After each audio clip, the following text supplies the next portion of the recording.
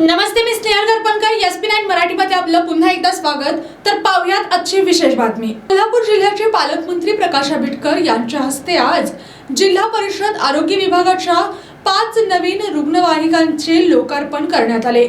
तर पाहुयात आजची सविस्तर बातमी.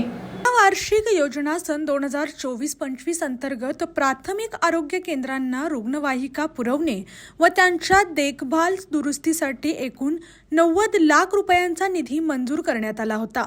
या योजनेअंतर्गत जिल्ह्यातील दुर्गम आणि ग्रामीण भागातील आरोग्य सेवा अधिक सक्षम करण्यासाठी 5 प्राथमिक आरोग्य केंद्रांना नवीन रुग्णवाहिका उपलब्ध करून देण्यात आल्या आहेत.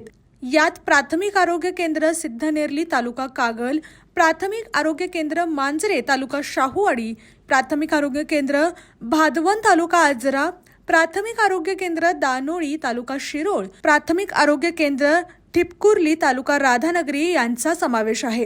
या रुग्णवाहिकांमुळे ग्रामीण भागातील रुग्णांना वेळेवर उपचार मिळवण्यास मदत होणार असून आरोग्य यंत्रणेची गतिशीलता वाढणार आहे.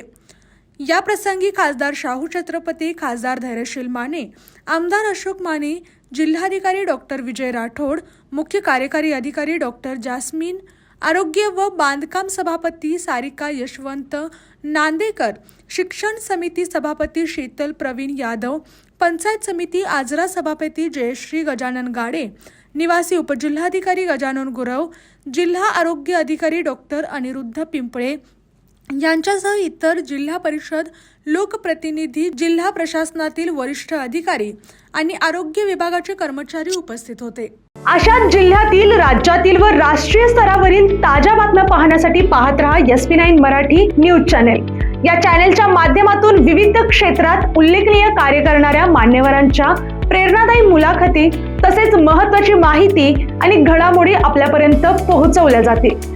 अशा नवीन बातम्या आणि माहिती मिळवण्यासाठी चॅनलला लाईक करा, शेअर करा आणि हो, सबस्क्राईब करायला विसरू नका. पाहत रहा SP9 Marathi, your time your news. धन्यवाद.